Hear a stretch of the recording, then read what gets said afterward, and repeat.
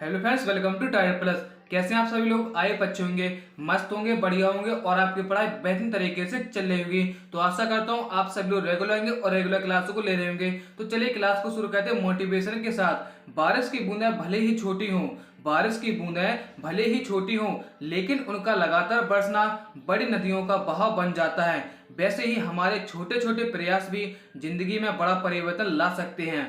दोस्तों, कहने का सिर्फ यही मतलब है, आप छोटे छोटे प्रयास करते रहिए, एक ना एक दिन आपको सफलता जरूर मिलेगी। जैसे आप सीढ़ियां चढ़ते हैं, वैसे एक सीढ़ी चढ़ते हैं, दूसरी चढ़ते हैं, तीसरी चढ़ते हैं, तो आप फिर मंजिल पर पहुंच पाते हैं। बस यही कहने का मतलब है, आप रेगुलर रहिए और रेगुलर क्लासों को लीजिए। ठीक दोस्तों, सपनों को पाने के लिए समझदार नहीं, सपनों को पाने के लिए समझदार नहीं, पागल बनना पड़ता है। ठीक दोस्तों, तो आप पागल बनिए डेली क्लासों को लेने के लिए। तो चलिए पहले प्रश्न क्यों बढ़ते हैं, आप क्लास का टाइम टेबल देख लीजिए। ठीक दोस्तों, देखिए पहला प्रश्न क्या है, आंख के रेटिना की परंपरागत कैमरा के निम्न में से भाग से तुलना की जा सकती है। बताइए, फिल्म से, लेंस, शटर या आवरण। तो क्वेश्चन 1 का आंसर क्या होगा दोस्तों, बताने की प्रयास कीजिए। इसका आंसर क्या हो जाएगा? तो इसका आंसर हो जाएगा फिल्म से।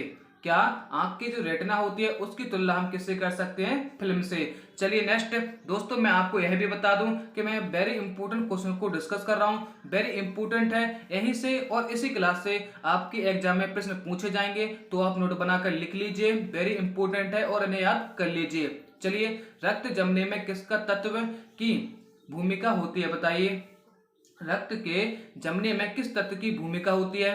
Mg यानी मैग्नीशियम, और कैल्शियम यानी Ca, और Fe लोहा, और Cu बताइए। चलिए बताइए इसका आंसर क्या होगा? क्वेश्चन 2 का आंसर क्या हो जाएगा? तो इसका आंसर हो जाएगा कैल्शियम। ठीक, रक्त जमने में किस तत्व की भूमिका होती है? तो इसका आंसर क्या हो जाएगा? बी। चलिए नेक्स्ट, मनुष्य में सामान्य निरन्न रुधिर शर्करा स्तर प्रति 100 ml रुधिर होती है। बताइए, क्वेश्चन 3 का आंसर क्या हो जाएगा? तो इसका आंसर हो जाएगा दोस्तों सी, 80 से 100 mg। नेक्स्ट, अधिक ऊंचाई पर मानव शरीर में लाल रक्त कणिकाएं क्या होती हैं? आपको बताना, आकार में बड़ी हो जाती हैं, आकार में छोटी हो जाती हैं, संख्या में बढ़ जाती हैं या संख्या में घट जाती है। क्वेश्चन 4 का आंसर क्या होगा दोस्तों? ध्यान से बताइए। जिन दोस्तों ने अभी वीडियो को शेयर नहीं किया, वो अपने दोस्तों यारों तक इस वीडियो को शेयर कर दीजिए। और दोस्तों, चैनल को जरूर सब्सक्राइब कीजिए, क्योंकि ऐसे ही वीडियो आपको प्रोवाइड हो सके। तो बताइए, क्वेश्चन 4 का आंसर क्या होगा? तो इसका आंसर हो जाएगा सी, संख्या में बढ़ जाती है। ठीक, आगे समझ।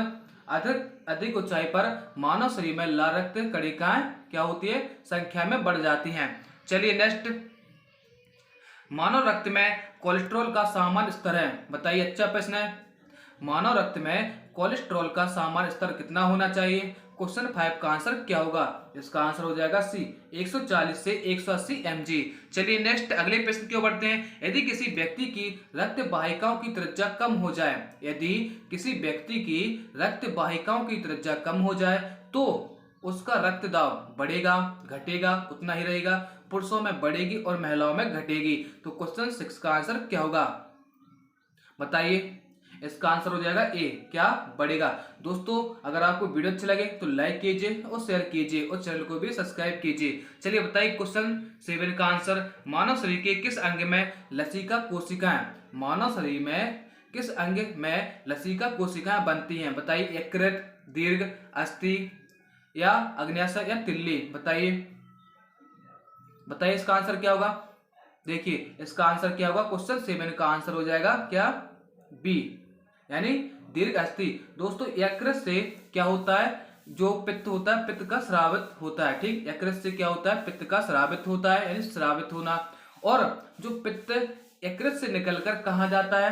तो यह जाता है पित्ताशय, आप ध्यान रखना। चलिए अगले प्रश्न की ओर बढ़ते हैं। अगला प्रश्न क्या है? मधुसूदनी अंत स्राव 1 है। बताइए क्या है? मधुसूदनी अंत स्राव 1 है। बताइए क्या है? ग्लाइकोलिपिड है, बसीय है, या पेप्टाइड है, या स्टेरॉल है? बताइए इसका आंसर क्या होगा? तो क्वेश्चन 8 का आंसर हो जाएगा दोस्तों पेप्टाइड। चलिए नेक्स्ट, मानव शरीर में पैरों की हड्डियां हैं। अच्छा प्रश्न है। मानव शरीर में पैरों की हड्डियां हैं। बताइए, ह्यूमरस एवं अरू यानी उरु अस्थि, फिबुला एवं टिबिया, फिबुला एवं ऊष्मा, टिबिया एवं बही, प्रोकोस्टिटा। बताइए इसका आंसर क्या होगा? तो क्वेश्चन 9 का आंसर हो जाएगा दोस्तों क्या? बी, फिबुला एवं टिबिया। चलिए नेक्स्ट, गर्भाशय के लिए वैकल्पिक शब्द क्या है? बताइए गर्भाशय के लिए वैकल्पिक शब्द क्या है? यूट्रस, यूरेटर या वजाइना या बल्वा। इसका आंसर क्या होगा? क्वेश्चन 10 का आंसर हो जाएगा दोस्तों, ध्यान रखना, यूट्रस। ठीक, चलिए नेक्स्ट, हीमोग्लोबिन की अधिकतम बंधुता होती है। बताइए इसमें क्या होता है अधिकतम, बताने की कोशिश कीजिए। तो क्वेश्चन 11 का आंसर हो जाएगा ऑक्सीजन के लिए। दोस्तों यह भी बताइए कि हीमोग्लोबिन में कौन सा तत्व पाया जाता है? बताइए, तो इसमें पाया जाता है Fe यानी लोहा। चलिए नेक्स्ट, निम्न में से कौन सी ग्रंथि सेक्स हार्मोन का स्राव करती है?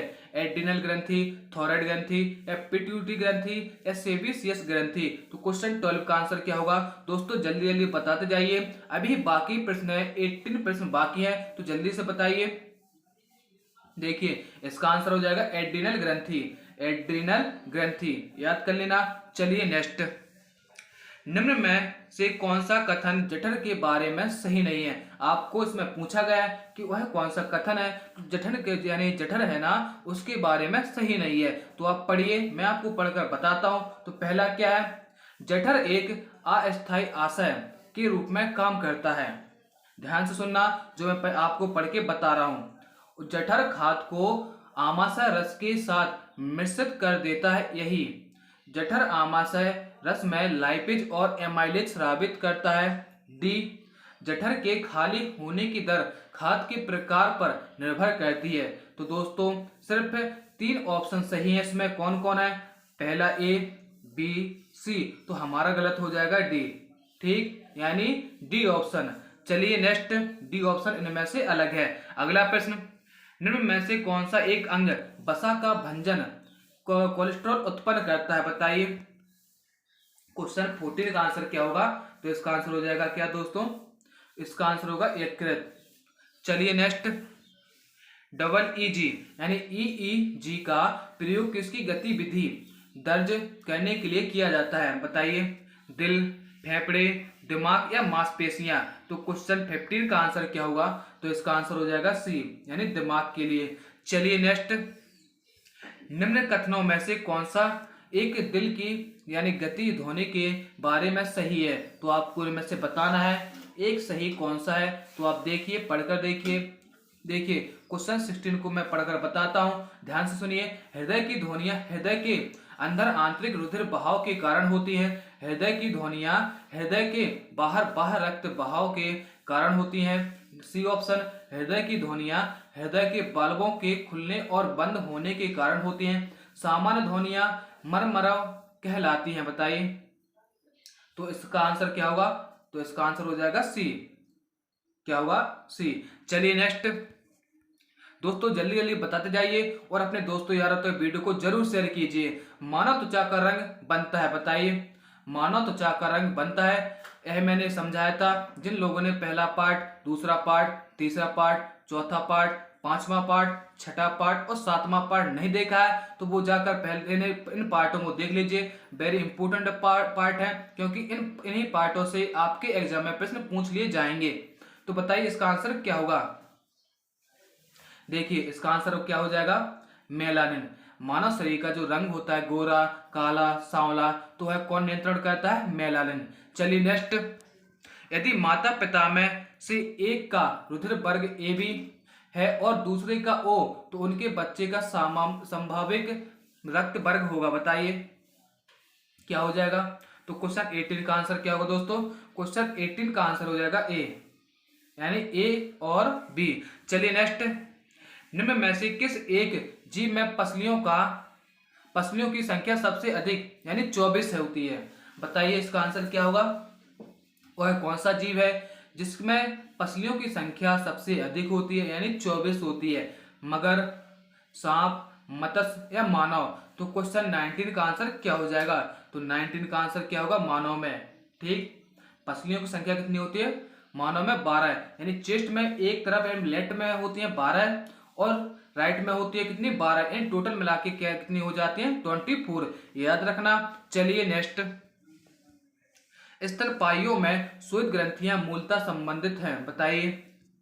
तो क्वेश्चन 20 का आंसर क्या होगा दोस्तों, इसका आंसर हो जाएगा डी। क्या होगा, डी। क्वेश्चन 20 का आंसर क्या होगा, सॉरी डी नहीं, सी होगा, ताप नियमन से। क्या, ताप नियमन से, याद रखना। चलिए अगले प्रश्न की ओर बढ़ते हैं। किस शारीरिक प्रक्रम से प्रोथ्रोम्बिन का संबंध है, किस शारीरिक प्रक्रम से प्रोथ्रोम्बिन का संबंध है, बताइए। क्वेश्चन 21 का आंसर क्या हो जाएगा, तो इसका आंसर हो जाएगा बी, रक्त जमाव से। चलिए नेक्स्ट, निम्न में से कौन सा मानव गुर्दे का सामान्य कार्य नहीं है, आपसे इनमें से पूछा क्या गया है, ध्यान से पढ़िए। मानव गुर्दे का इनमें से कौन सा कार्य नहीं है, तो अब कार्य कौन कौन है, तो यह पहले आप बताइए। देखिए तो मैं पढ़कर बताता हूं। रक्त में जल की मात्रा यानी कि मात्रा का नियंत्रण करना, रक्त में शर्करा की मात्रा का नियंत्रण करना, यूरिया को छानकर बाहर करना, कई हार्मोन का स्रावण करना। तो इसका आंसर क्या होगा दोस्तों, बताइए। ए होगा कि बी होगा, सी होगा या डी होगा। तो इसका आंसर क्या होगा दोस्तों, क्वेश्चन 22 का आंसर हो जाएगा क्या, बताइए, बी। ठीक, यानी रक्त में शर्करा की मात्रा का नियंत्रण करना। ठीक, आगे समझ। चलिए नेक्स्ट, निम्नलिखित कथनों में से कौन सा कथन सही है, आपको इनमें से सही कथन ढूंढना है। तो कौन सा सही हो जाएगा, क्वेश्चन 23 का आंसर क्या हो जाएगा, तो इसका आंसर मैं बता देता हूं क्या होगा। इसका आंसर क्या हो जाएगा, सी, यानी फुफ्फुस धमनी के अलावा बाकी सभी धमनियां, क्या, फुफ्फुस धमनी के अलावा बाकी सभी धमनियां ऑक्सीजनित रुधिर के ले जाती हैं। चलिए नेक्स्ट, कंडरा जोड़ता है, बताइए। कंडरा जोड़ता हड्डी से हड्डी को, पेशी को हड्डी से, या हड्डी को पेशी से, या पेशी से पेशी को। क्वेश्चन 24 का आंसर क्या होगा दोस्तों, बताइए। जो टेंडन होता है वह किसको किसको जोड़ता है, तो क्वेश्चन 24 का आंसर क्या होगा, बी, यानी पेशी को हड्डी से। क्या, पेशी को हड्डी से। चलिए नेक्स्ट, मानव शरीर में कौन सी ग्रंथि ऐसी है जिसका संबंध शरीर की उत्तेजना से है, बताइए। मानव शरीर में वह कौन सा अंग है यानी ग्रंथि है जिसका संबंध शरीर की उत्तेजना से संबंधित है। क्वेश्चन 25 का आंसर क्या होगा, इसका आंसर हो जाएगा अधिवृक्क ग्रंथि। चलिए अगले प्रश्न, आदमी के कंठ के किस भाग को अप टू ऊर्ध्व यानी एडम्स एप्पल कहा जाता है, श्वसनी या थायराइड उपास्थि या क्रीकोइड उपास्थि या कंठ। क्वेश्चन 26 का आंसर क्या होगा, इसका आंसर हो जाएगा बी, यानी थायराइड उपास्थि। चलिए अगले पेज के बढ़ते हैं। दोस्तों अगर आपको वीडियो अच्छी लग रही हो तो लाइक कीजिए जल्दी से और चैनल को भी सब्सक्राइब कर लीजिए क्योंकि ऐसी ही वीडियो आपको प्रोवाइड हो सके। तो बताइए आपसे क्या पूछा गया है, मानव मस्तिष्क का लगभग कितने ग्राम वजन होता है, आपसे क्या पूछा गया है, जो मानव का मस्तिष्क होता है उसका वजन कितना होता है, बताइए। 1350, 1230 या 1100 या 1500, बताइए इसका आंसर क्या हो जाएगा। क्वेश्चन 27 का आंसर क्या होगा, तो इसका आंसर हो जाएगा कितना, 1350। याद रखना कई बार आपके एग्जाम में यह प्रश्न पूछ लिया गया है और पूछा जाएगा। ठीक दोस्तों, मैं आपसे बार बार कह रहा हूं इन प्रश्नों को आप नोट बनाकर जरूर लिखिए, वेरी इंपॉर्टेंट प्रश्न है, यहीं से प्रश्न आपके पूछे जाएंगे। ठीक दोस्तों, आप पूरी क्लास देखिए जरूर से। चलिए, मानव शरीर में सबसे लंबी अस्थि है, मानव शरीर में सबसे लंबी अस्थि है। दोस्तों आप लोगों की क्या कमी है, आप लोग क्या कहते हैं कि नया चैनल है या नए टीचर है, इनसे क्या पढ़ेंगे हम, समझ में आया। तो आप लोग क्या करें, थोड़ा देखा और स्किप कर दिया, थोड़ा देखने के बाद स्किप कर दिया और आपकी यही आदत एग्जाम में बन जाती है। कोई एग्जाम जब आता है, जब आपके सामने अच्छा पेपर आता है या प्रश्न आपको दिखता है तो आप क्या करते हैं, जब आपने पढ़ा नहीं होगा तो स्किप ही करेंगे, यानी आपकी आदत हो जाती है स्किप करने की। ठीक, तो आप, मैं कहता हूं आप पूरी क्लास देखिए, पूरा समझिए, आराम से देखिए, क्वेश्चनों को नोट बनाकर लिखिए, याद करिए और आप फिर एग्जाम देने के लिए जाइए। मैं इतना कह सकता हूं कि यहीं से 90% प्रश्न यहीं से पूछे जाएंगे, इन्हीं क्लासों से। कितना, 90% इन्हीं क्लासों से, 90 से 95 भी हो सकता है दोस्तों। मैं इतना आपको विश्वास दिला सकता हूं कि इन्हीं क्लासों से प्रश्न आपके एग्जाम में आएंगे, याद रख लेना। ठीक, जो देखेगा वह एग्जाम क्वालिफाई करेगा, मैं तो यह कहता हूं। ठीक दोस्तों, चलिए, मानव शरीर में सबसे लंबी अस्थि है, आपसे क्या पूछा गया है कि मानव शरीर में सबसे लंबी अस्थि कौन सी है। क्वेश्चन 28 का आंसर क्या होगा, तो इसका आंसर हो जाएगा सी, यानी उरु अस्थि। क्या, उरु अस्थि। चलिए नेक्स्ट, मुख्यतः इसकी उपस्थिति के कारण मानव शरीर उच्च वायुमंडलीय दाब के अंतर्गत भी बिना कुचला रहता है। बताइए क्वेश्चन 29 का आंसर क्या हो जाएगा। क्वेश्चन 29 का आपसे पूछा गया है, तो ध्यान से पढ़िए और सोच समझ के इसका सही उत्तर बताने की कोशिश कीजिए। देखिए इसका आंसर क्या होगा, इसका आंसर क्या हो जाएगा। क्वेश्चन 29 का आंसर क्या हो जाएगा, बी, कोशिकाओं में तरल। मैंने आपको मोटिवेशन की लाइन में दोस्तों मैंने आपको क्या बताया था कि सपनों को पाने के लिए समझदार नहीं बनना, आपको क्या, पागल बनना पड़ेगा। तभी आप एग्जाम, कोई भी एग्जाम हो, आप क्वालिफाई कर पाएंगे। तो चलिए नेक्स्ट प्रश्न और इस क्लास का अंतिम प्रश्न है, सामान्य मानव शरीर का तापक्रम होता है। अच्छा प्रश्न है, तो बताने की कोशिश कीजिए। सामान्य मानव शरीर का तापक्रम कितना होता है, बताइए। देखिए इनमें से आंसर कौन सा होगा, तो बताने की आप कोशिश कीजिए। देखिए इसका आंसर क्या हो जाएगा, इनमें से कोई नहीं। तो अब मैं बताता हूं, तो ध्यान से सुनिए। आपसे अगर पूछा जाए सामान्य मानव का तापक्रम डिग्री सेल्सियस में बताइए, तो आपका कितना होगा, 36.9 डिग्री सेल्सियस। कितना, 36.9 डिग्री सेल्सियस। अगर आपसे पूछ लिया जाए कि फ़ारेनहाइट में कितना होता है मानव शरीर का तापमान, तो यह भी आप लिख लीजिए। देखिए कितना होता है, या ध्यान से सुनिए जो मैं आपको बता रहा हूँ, 98, क्या 98, आप सोचे यहाँ तो 98 दिया गया, नहीं, यहाँ पर गलत दिया गया है। तो जो मैं आपको बता रहा हूँ वह आप सुन लीजिए और लिख लीजिए, 98.6 डिग्री फ़ारेनहाइट।